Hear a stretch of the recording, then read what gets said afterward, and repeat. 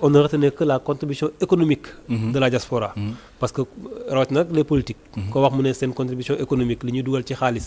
waaw waaye est-ce que loolu am na benn cadre économique bu ko accompagner pour ñooñu au-delà de li ñuy dugal ci xaalis ñu mën ko aussi fructifier ba li ñuy dugal jur leneen beneen xaalis. loolu cadre boobu noonu est-ce que jotul tey nguur gi gën ci taxaw pour justement permettre à la diaspora de jouer pleinement son rôle. Effectivement je pense que li nga wax noonu mooy li Abdoulaye Mbodj doon wax rek 2024 nee nañu 2200 milliards la ñuy dugal ci Sénégal diaspora bi. 2200 milliards muy xaalis bu takku. mais am na analyse yu naan 2200 milliards yooyu noonu c'est un investissement qui n'est pas productif. donc dugal ci ay. xaalis la bu dul jul xaalis. voilà xaalis bu dul xaalis boo xam ne dañ koy jàpp. bu am solo nag boo xam ne pour le détourner ça va être très compliqué parce que les gens en ont besoin sur le plan social. donc au-delà de ces 2200 dañu war a ut yeneen mécanisme yoo xam ne day mobiliser xaalis boo xam ne. duñ ko dugal rek ci ay jàppale ay famille wala yu demee noonu. moo tax ñuy fexe ba trouver par exemple l'idée de la banque de la diaspora moom mooy c'est une idée boo xam ne parce que da ngay nekk diaspora di liggéey yor sa salaire. am sa compte bancaire mais di ko dugal dans une banque française mu ciy liggéey di ci investir di ci tabax sénégalais bi une partie daf koy dugal ci njabootam une autre partie daf koy yónnee Sénégal mais l'autre partie boo xam ne épargne bi daf koy bàyyi foofu. am nga épargne ci ay banque française. waaw donc ñun pour ñu jot ci en tant que ay pays dafay jafe bu ñu amoon banque de la diaspora boo xam ne même teg nañ tous les mécanismes yoo xam ne dañuy rassurer dañuy confiance bi Sénégalais war a am ci banque boobu dañ koy am man au lieu may jël sama banque di ko teg ci banque française sama salaire dama koy dugal ci la banque sénégalaise de telle sorte que banque boobu noonu sama épargne Sénégal moo koy gérer loolu mécanisme boo xam ne pour capter l'épargne des Sénégalais bu ñu ko capter ay milliards et milliards yoo xam ne Sénégal dana ko jot pour mën a investir ici ci soit ay dans des industries. c'est vrai qu'on en parle. Mais dans les actes est-ce que. dans les actes des actes qui ont été posés pour aller vers cette banque. oui les actes ont été posés parce que par exemple nee nañu BND moo koy porter.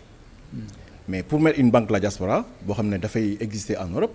il faut que la BCEAO puisse l'autoriser apparemment signature BCEAO moo yéexagum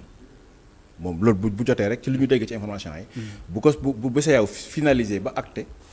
donc ce sera effectif léegi nag on fera un travail de communication pour que Sénégalais yi am confiance à cette banque pour mun a seen xaalis seen salaire ñu domicilier ko dans une banque sénégalaise pour que épargne ba ñu nga xam ne bu takku nag Sénégal mën si jot di ci liggéey di ci investir. D'accord. voilà beneen partie bi mooy li ñuy def temps yi rek mooy les diaspora bon demee noonu donc on fait beaucoup de communication tout ça parce que première APE bi on n'a pas beaucoup communiqué l'État n'a pas communiqué beaucoup. Oui. donc 100 lañ soxla ils ont récupéré def na 150 xamu ñaata. beneen bi ñu soxla 300 ils ont récupéré 450. ñu ne nag il faut que ñu communiquer autour parce que boobu sénégalais yi nekk diaspora ils n'ont pas beaucoup investi là-dessus ils n'ont pas beaucoup en tout cas souscrit mais boo bëggee troisième AP bi on a fait beaucoup de communication autour de ça ñun en tant que député de la diaspora on s'est impliqué en termes de communication dem ci sénégalais bi ñu expliquer lan mooy diaspora bond. enfin diaspora bond. après mooy le nom officiel. oui ñu ne ko tuddee diaspora. appel public à l'épargne. voilà léegi communication boobu la ñu def ba finalement partout en Europe on a fait am na ñoo xam ne ils ont pu comprendre lan mooy APE ba ñuy souscrire donc ils ont pu récolter 450. donc ñaari éléments yooyu par exemple boo ci yokkee yeneen yu bëri yoo xam ne. Sénégal yi dinañ mën a capter li nga xam ne moom la Sénégal di yor ñu mën a investir au Sénégal loolu bu ñu ko defee rek je pense que. ça peut être utile pour. Mbala may dem ci Abdoulaye côté organisation comment ça va se passer. Pour la journée. Pour la journée de demain. Alors demain la journée c'est en deux parties. Il y a une partie le matin c'est une partie beaucoup plus solennelle. Donc président def naa day dem après def visiter ay stand ñu def noonu. Oui. bu ci paree ñu am échange avec le public avec des panels qu'on a choisi. Oui. Day échange ak ñoom. Après ñu def son discours am mu pare ci. L'après-midi nag ñu am ñaari panels qui sont des panels thématiques yoo xam ne.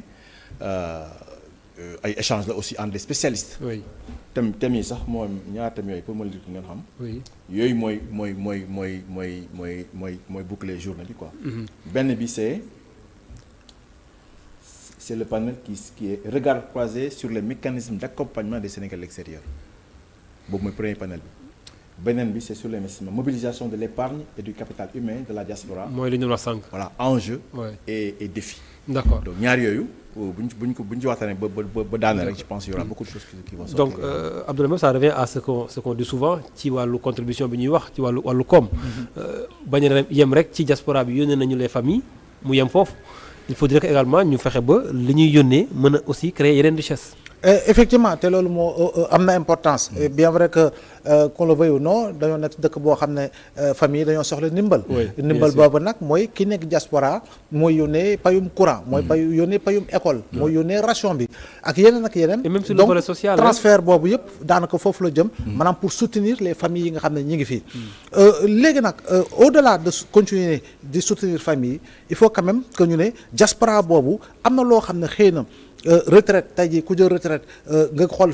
boo jógee Europe ñibbi si Sénégal il faut chaque xawma ñaata temps il faut nga dellu foofu et cetera et cetera donc loolu nag pour véritablement mën ko éviter loo diaspora bi je pense que war na am ay ligne de conduite yoo xam ne war nañ si gën a xóotal si waxtaan war nañ gën a xóotal sur le plan scientifique et sur le plan de la faisabilité pour que ñuy war a mën a capter li nga xam ne moo di fonds yooyu ñoom ñu ciy investir xam ne investissement yooyu dina am solo si ñoom dina am solo si li nga xam moo di réew mi parce que encore une fois booy xool diaspora bi regarde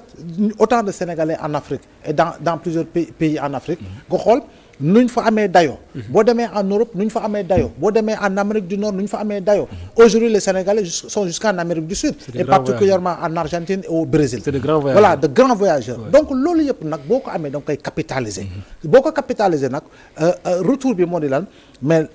suba bu ñu rombee ñu ne ok diaspora bi xoolal lu mu contribuer si li nga xam ne mooy développement infrastructure u Sénégal nu mu contribuer si li nga xam mooy développement beneen secteur te jàpp naa ne loolu c'est bel et bien faisable gis nga ce qu'on li ñuy wax ne l'afro-pessimisme là ou le sénégalo-pessimisme là je pense que loolu c'est des idées yoo xam ne en réalité dañ ko fi teg pour du ñuy gën a yéexal nous devons rester optimistes et être optimistes en nous disant que oui c'est bel et bien possible côté nous sommes 18 millions de Sénégalais moom mi ngi ne honorable France nekk rien que Paris c'est 13 millions d'habitants quand tu vas en Égypte le Caire c'est 25 millions d'habitants c'est-à-dire que presque le double de la population du Sénégal nous avons pas moins de 39 ressources naturelles au Sénégal yaa ngi dégg ba pare am ay kàngam ay boromi xam-xam donc je pense que dëkk boobu noonu bu fekkee ni def nañu li war ñëpp àndandoo pour atteindre l'objectif de développement mais c'est bel et bien possible te loolu nag du waa dëkk bi kese waa dëkk bi ñi dëkk ci dëkk bi waaw waaye nag ñi nekk ci biti te dëkk ci dëkk bi tam dañu am su rôle bu am dayo boo xam ne war nañ ko mën a jouer bu su ma waxee contribution diaspora je pense souvent à un secteur mooy l'agriculture mais foofu boo fa duggee dafa am un problème qui se pose souvent c'est le foncier comment gérer également cette question foncière par rapport ak ñi bëgg a ñëw investir ci wàllu mbay nekk dans la diaspora xam nga tey jii nii booy xool oui une question sensible mais je pense que am na ay lois yoo xam ne war nañ ko mën a tëggaat surtout nag sur le domaine national war nañ ko tëggaat bu baax a baax réformer ko gën ko adapter aux réalités ak aux besoins actuels leneen li mooy ñu bëgg ñu bañ côté di nga gis ni chaque année nous avons beaucoup plus de surface emblavée beaucoup plus de surface emblavée par rapport ak li nga xam ne mooy développement de l'agriculture il y a le projet de l'autoroute de l'eau projet autoroute de l'eau boobu jàpp naa ne bu yembee comme ni ñu ko expliqué ñu doxalee ko noonu jàpp naa ne lu bari ci suuf diaspora bi war nañ ko mën a daggal pour mu mën a bay bu am solo et puis mu nekk bay bu moderne parce que aujourd'hui on ne peut plus parler du canal du projet du canal du Cayor parce que canal du Cayor c'est dépassé dès lors que l'on parle de l'autoroute de l'eau beneen bi mooy le projet de revitalisation de la vallée surtout vallée fossile bi la désalinisation si yenn pàcc yi fi nga xam ne suuf gu fertile la waaye dafa am xorom liggéey pour loolu ñu dingi ko mais mieux encore liggéey sur la fertilité des sols si yenn zones yi c'est bel et bien possible nous avons l'institut national de pédologie bi nga xam ne si lay liggéey am nañu mécanisme autour de l'agriculture l'agence nationale de conseil agricole nous avons des DRDR partout yaa ngi dégg nous avons l'institut de technologie alimentaire nous avons l'institut de recherche pour le développement agronomique muy ISRA donc tous les mécanismes autour de l'agriculture mi ngi fi kon boog lu si des mooy mettre ce qu'il faut